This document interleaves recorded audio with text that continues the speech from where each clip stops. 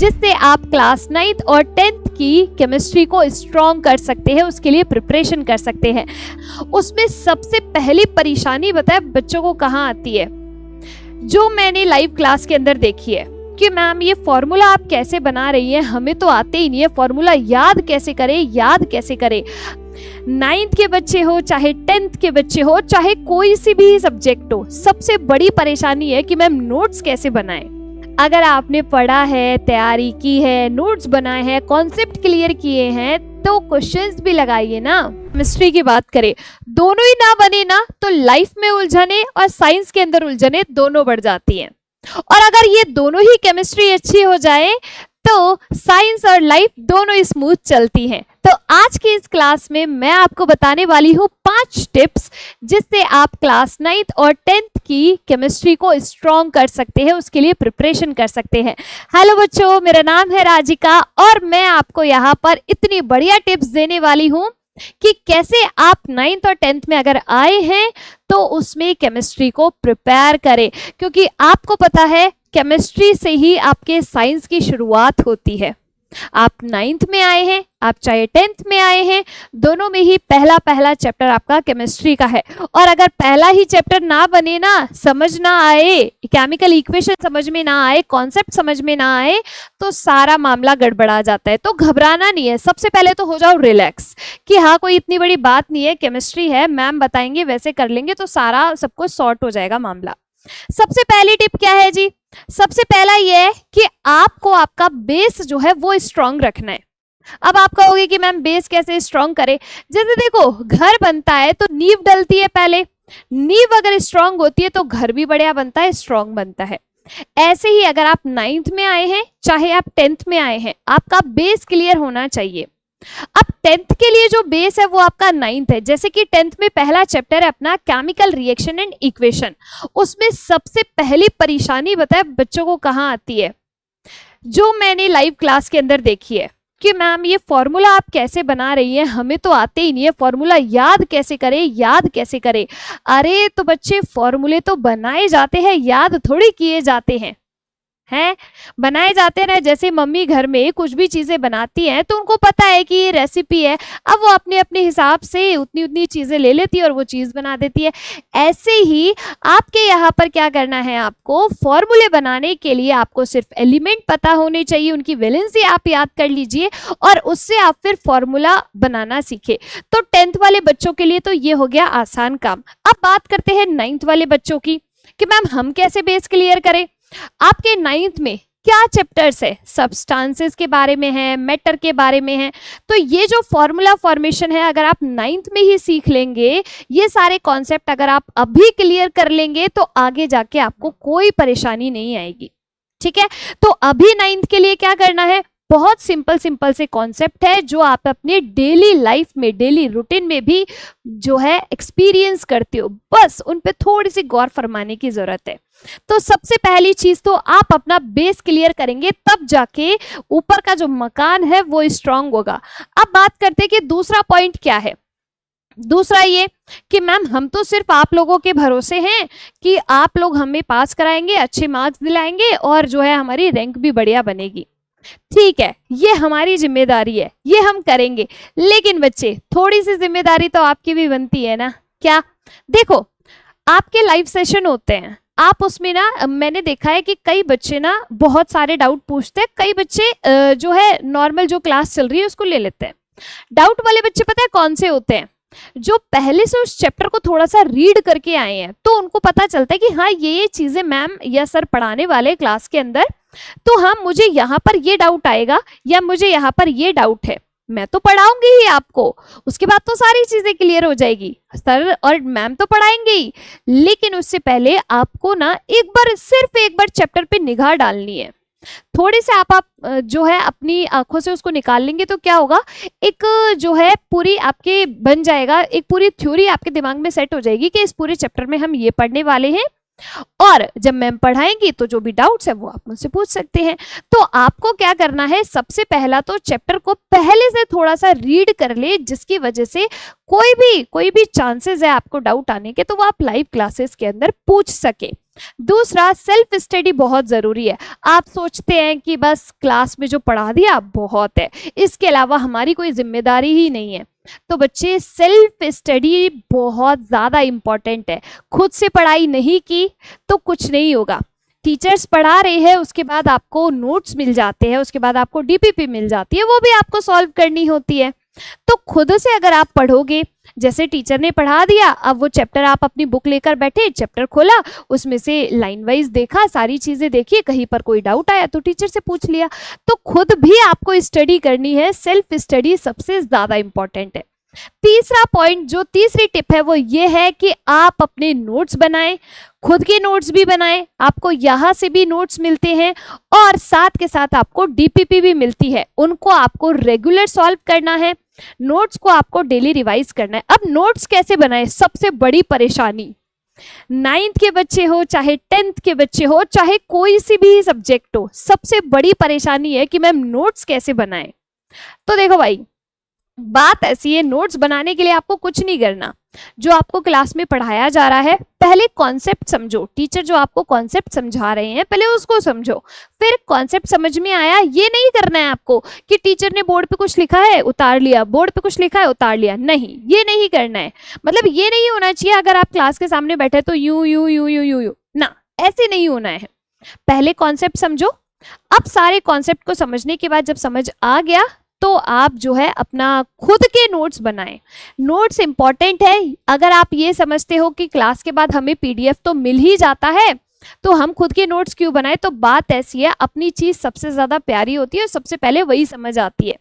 Exam में जब आपको रिवीजन करना होगा ना, तो मैम के नोट्स हो, किसी और दोस्त के नोट्स हो, वो इतने काम नहीं आएंगे जितना आपने खुद ने बनाया है ना, वो काम आएगा। पता है फिर एग्जाम में क्या होता है, हम एग्जाम हॉल में ऐसे बैठे होते हैं, अगर खुद के नोट से पढ़ा है ना, तो आंख बंद करोगे ना तो पता चल जाएगा कि यार उस जगह मैंने वो लाइन लिखी थी, और आप फट से आंसर भी लिख दोगे उसका। तो खुद के नोट्स बनाओ, पहले कॉन्सेप्ट समझो, नोट्स बनाओ। नोट्स बनाने के बाद क्या करो कि आपको डीपीपी मिलती है, नोट्स के जस्ट पीछे ही जहाँ पे वो क्लास का नोट्स खत्म हुआ है, वहीं पर आप उन डीपीपी को सॉल्व करो। क्यों? क्योंकि डीपीपी के अंदर उस नोट्स, उस टॉपिक से रिलेटेड क्वेश्चन है, तो क्या होगा, टॉपिक तो क्लियर होगा, उसके क्वेश्चंस भी क्लियर हो जाएंगे। तो आपके यहाँ पे एक तरीके से क्या हो गया कि टॉपिक भी बढ़ा, क्वेश्चंस भी निकाले, तो सारी चीजें एकदम क्लियर हो गई। ठीक है।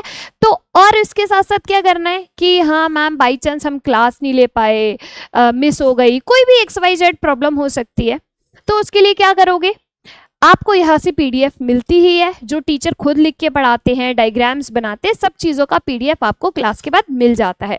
उस पीडीएफ को डाउनलोड करो, और क्लासेस भी आपकी जो लाइव क्लासेस होती है वो भी रिकॉर्डेड रहती है एप्लीकेशन पे, उन रिकॉर्डेड क्लासेस को देख लो, उन नोट्स को डाउनलोड कर लो, और फिर खुद के अपने नोट्स बना लो। ठीक है, कोई भी परेशानी लगे टीचर से पूछ लो। तो ये करना है। फिर उसके बाद क्या करना है कि अगला चीज, प्रैक्टिस बहुत जरूरी है, क्योंकि प्रैक्टिस मेक्स अ मैन और वुमेन परफेक्ट। ठीक है, तो हमें परफेक्ट बनना है तो प्रैक्टिस करनी पड़ेगी। उसके लिए क्या करना है, डीपीपी सॉल्व करें।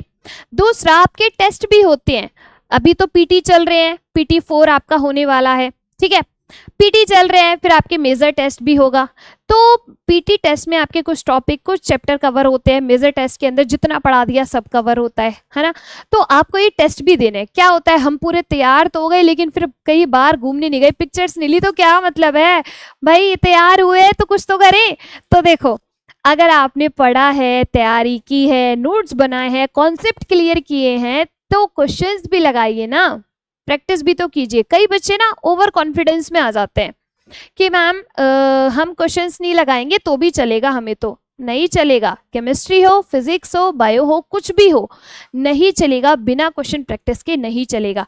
टेस्ट आपके क्यों होते हैं, इसीलिए तो होते हैं कि जो भी आपने पढ़ा है आपने उसको रिवाइज किया है, और अब आपकी बारी है कि कितना आप समझ पाए हैं। अब पता चलेगा कि आप कितने पानी में हैं और कितना ऊपर है।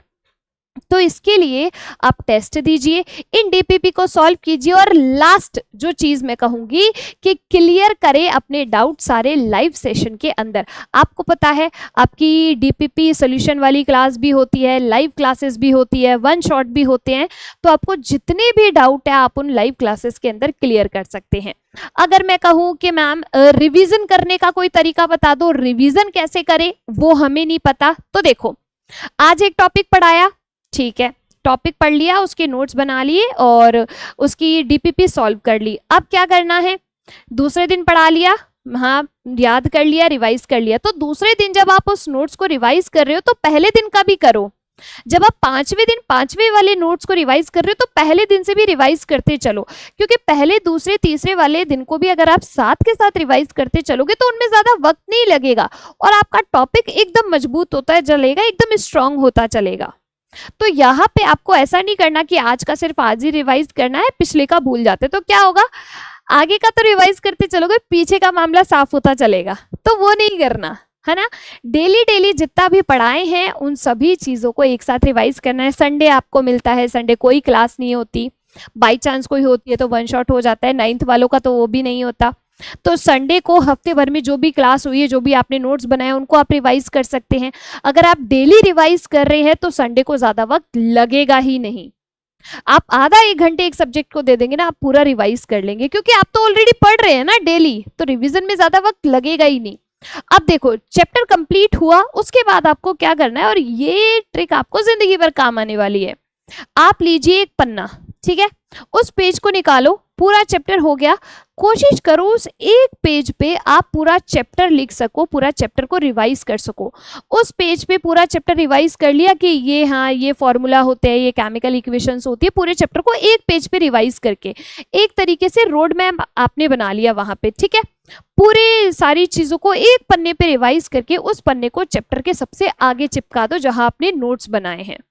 इससे क्या होगा, जब आप एग्जाम में जाओगे आपको एक क्विक रिवीजन करना होगा, तो आप उस 2 पन्ने को पढ़ लो, आपको सारी पूरी एक बिल्कुल ऐसा सीक्वेंस बन जाएगा कि चैप्टर ऐसे ऐसे ऐसे ऐसे था और ऐसे ऐसे हमने पढ़ा है और ये सारी चीजें हमें याद है। तो है ना बढ़िया बात। तो इस तरीके से आप रिवीजन कर सकते हो और इस तरीके से अपनी केमिस्ट्री को एकदम स्ट्रॉन्ग कर सकते हो। केमिस्ट्री में सबसे ज्यादा इंपॉर्टेंट चीज जो है वो ये है कि आपको फॉर्मूला बनाने आने चाहिए, जो आप 9th क्लास के अंदर ही सीख लेते हो।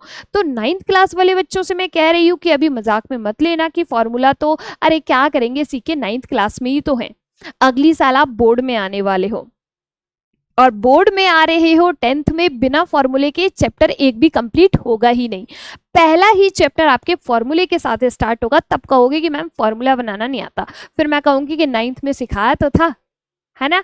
तो इसीलिए आपको 9th वाले बच्चे, अगर आप अभी 9th में हैं तो अभी फॉर्मूला बनाना सीख ले, अभी कॉन्सेप्ट को क्लियर कर ले, क्योंकि 9th के ही बेस पे आपकी 10th भी टिकी हुई है ना। कुछ कुछ टॉपिक आपके 10th में ऐसे हैं जो कि अगर आपके 9th के कॉन्सेप्ट क्लियर है तो 10th में आप कर लोगे। जैसे कि 10th का पहला चैप्टर जो है उसका पहला टॉपिक है फिजिकल केमिकल चेंजेस, इनको आप ना 9th के ही अंदर पढ़ के चले जाते हो।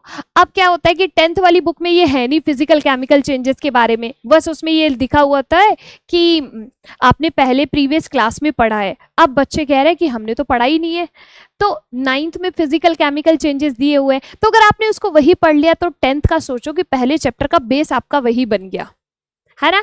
तो यहाँ पे बेस बनाना जरूरी है, रिवीजन करना जरूरी है, अपने खुद के नोट्स बनाने जरूरी है, पर्सनल नोट्स होने चाहिए आपके पास।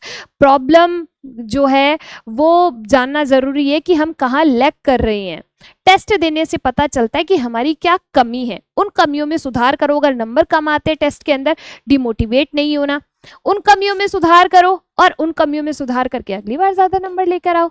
तो प्रैक्टिस करते चलोगे तो एग्जाम तक तो इतने बिल्कुल धुरंधर हो जाओगे कि कोई कहीं से भी क्वेश्चन दे दे आप करके आ जाओगे, ठीक है। तो इन्हीं टिप्स को ध्यान रखिएगा और अपनी केमिस्ट्री की तैयारी इसी तरीके से करिएगा। मिलेंगे हम क्लासेस में, तब तक के लिए थैंक यू, बाय बाय।